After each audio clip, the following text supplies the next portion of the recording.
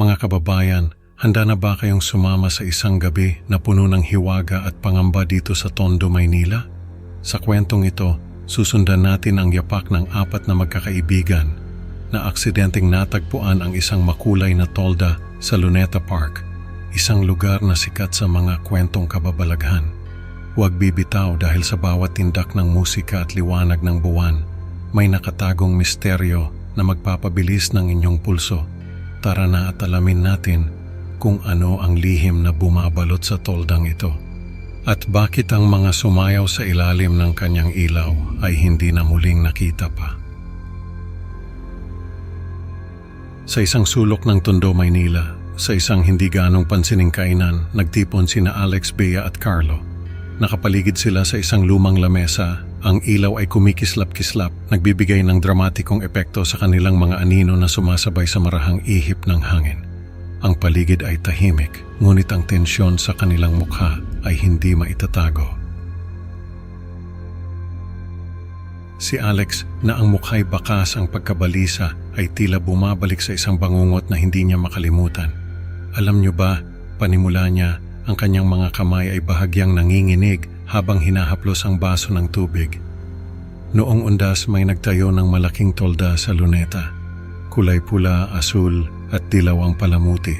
Agad itong pinag-usapan ng mga tao sa lugar. Habang nagkukwento siya, ang boses ni Alex ay pabulong, tila may takot na baka may ibang makarinig. Paminsan-minsan, ang kanyang mga mata ay lumilingon-lingon, parang may hinahanap o iniiwasan. Hindi lang basta tolda yon, may kakaiba doon. Dagdag niya, ang kanyang tinig ay lalong bumaba. Ano kaya ang misteryo sa likod ng makulay na toldang iyon? At bakit tila may kinatatakutan si Alex?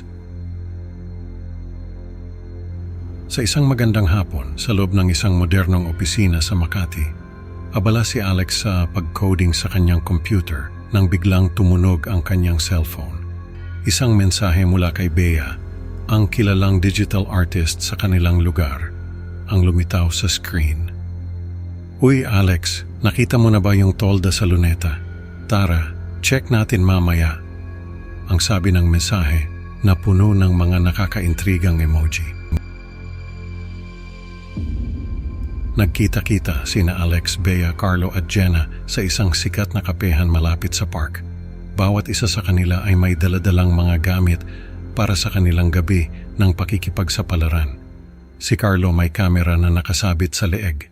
Si Jenna may thermos ng kape na tila ba'y elixir para sa gabing ito. At si Bea may bitbit na sketchpad at mga lapis. Handa sa kahit anong eksena ang kanilang masaksihan. Habang naglalakad sila papunta sa Luneta, ang kapaligiran ay unti-unting nagdilim. Ang mga ilaw sa paligid ay nagbigay ng misteryosong aura at ang kanilang mga anino ay mahahaba at tila sumasayaw sa mga pader. Ano kaya ang naghihintay sa kanila sa Luneta Park na ito? Ang kaba ay unti-unting pumapalibot sa kanilang mga puso habang papalapit sila sa toldang pinag-uusapan ng buong bayan. Sa harap ng makulay na tolda, isang karatula ang sumalubong sa kanila. Nag-aanyaya sa mga tao na pumasok at makiisa sa libreng pagtatanghal. Ang mga salitang nakasulat doon ay tila buhay, gumagalaw at kumikinang sa ilalim ng buwan. Tara na guys, minsan lang to, sabi ni Bea na kahit may pangamba ay hindi maitago ang excitement sa kanyang boses. Hindi napigilan ng 4 na kaibigan ang kanilang sarili na sumunod sa agos ng mga tao papasok sa tolda. Ang kanilang mga hakbang ay mabibigat at ang kanilang mga puso ay mabilis ang tibok, parang may kutob na may hindi magandang mangyayari. Grabe, parang ang bigat ng feeling ko, bulong ni Carlo, na halos pabulong lang na sumasang-ayon sa kakaibang pakiramdam na bumabalot sa kanilang lahat. Pagpasok nila sa loob ng tolda, ang espasyo ay tila lumawak pa. Hindi maipaliwanag kung paano ito naging posible. Ang mga tao ay masiglang sumasayaw sa ilalim ng kakaibang ilaw. na nagmumula sa mga antigong lampara. Wow, parang magic to ah, sambit ni Jenna na hindi makapaniwala sa nakikita. Sa gitna ng entablado, si Misteryoso ay nakaupo sa isang mataas na poste. Ang kanyang biolin ay kumikinang sa ilalim ng spotlight. Ang kanyang mga mata ay tila tumatagos sa kaluluwa ng bawat isa na naroroon. Nakakakilabot siya tingnan, no? Puna ni Alex, na hindi maalis ang tingin sa misteryosong lalaki. Habang lumalalim ang gabi, ang musika ay nagsimulang magbago. Ano kaya ang mangyayari sa sandaling ang biolin ni Misteryoso ay magsimulang maglaro ng mga nota na magdadala sa kanila sa sayaw ng pagkasuklam? Nagsimula ang musika at ang tunog ng biolin ay umalingaw-ngaw sa buong tolda. Bawat nota ay tila may sariling buhay at nag-uutos sa mga tao na sumayaw. Ano to? Hindi ko mapigilan ang paa ko, sigaw ni Bea, habang siya at ang iba pa ay tila naging mga manika na walang sariling kagustuhan. Sa bawat hagod ni Misteryoso sa kanyang biolin, ang mga tao, kabilang ang 4 na kaibigan, ay sumasayaw ng kusa. Ang ilan ay nagsisimula ng magpakita ng pagod at sakit. Tama na please, hiling ni Carlo, naramdam na ang pagkapagod sa kanyang mga binti. Ang tugtog ay nagiging mas mabilis, mas malakas at mas mapang-akit. Ang mga tao ay hindi na makahinto sa pagsayaw. Ang kanilang mga mukha ay nagpapakita ng paghihirap at pagsusumamo para sa tulong. Hindi ko na kaya, iyak ni Jenna, na halos mawalan na ng pag-asa. Ang ilang sa mga mananayaw ay bumagsak na sa sahig. Ang kanilang mga hininga ay mababaw at hirap, ngunit ang kanilang mga paa ay patuloy pa rin sa pag-indak. Tila wala ng buhay sa kanilang mga mata. Tulong, hindi na kami makahinto, sigaw ni Alex na puno ng takot at pag-aalala para sa kanilang kaligtasan.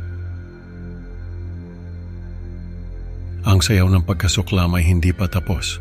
Anong kahihinatnan ang naghihintay sa kanila sa ilalim ng mahiwagang tugtog ni Misteryoso?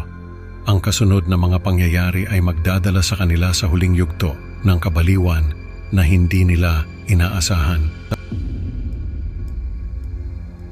Pagkatapos ng ilang oras ng walang tigil na pagtugtog, bigla ang tumahimik ang musika at si Misteryoso kasama ang kanyang biolin ay naglaho na parang isang ilusyon. Ang kanyang pagkawala ay kasing bilis ng pagkislap ng kidlat. Naiwan ang mga tao nakatulala at nagtataka kung ano ang nangyari.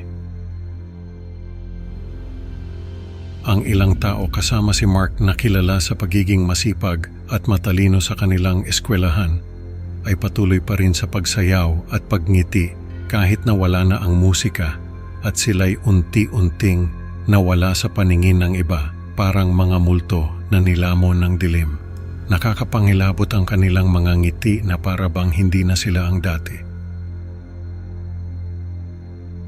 Ang tolda na kanina lamang ay puno ng ingay at kulay ay biglang nawala, iniwan ang lugar na tila walang nangyari at ang mga tao na hindi na muling nakita pa ay parang mga alaala na lang na dumaan sa gabi. Ang katahimikan ay mabigat at ang kawalan ay nagiiwan ng maraming tanong na walang sagot. Sa mga araw na sumunod, sina Alex, Bea at Carlo ay nagdanas ng malalim na pagbabago sa kanilang mga buhay. Ang kanilang mga mata ay laging may takot at ang kanilang mga kilos ay tila laging may pag-iingat.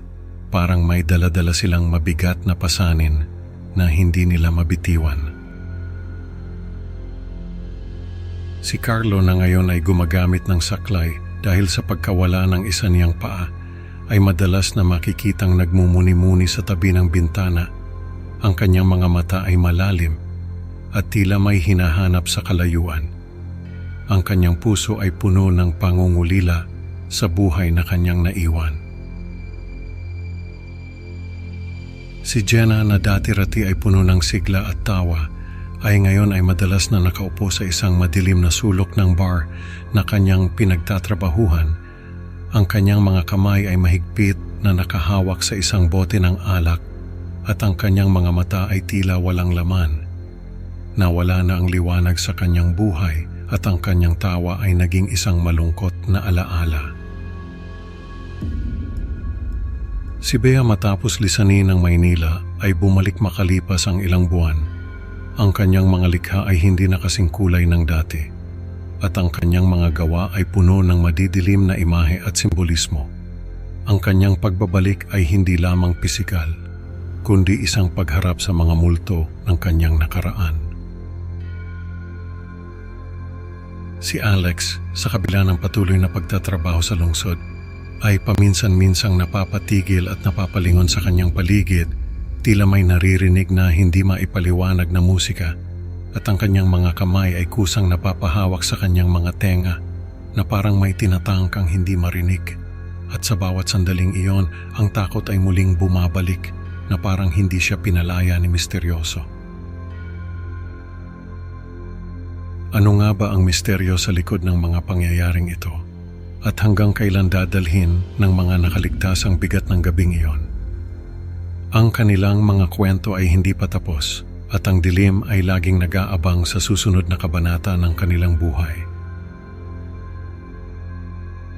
Sa huli, natutunan ng ating mga bida na may mga lihim na mas mabuting hindi na lang galawin. Mga ka-creepy, salamat sa pakikinig. Huwag kalimutang i-like at mag-subscribe sa Creepy Pinoy Stories para sa mas marami pang nakakakilabot na kwento. Excited na akong makasama kayo sa susunod na upload. At tandaan, baka sa susunod na indak ng musika, ikaw na ang mawala sa dilim. Hanggang sa muli, mga kaibigan, mag-ingat sa anino ng gabi.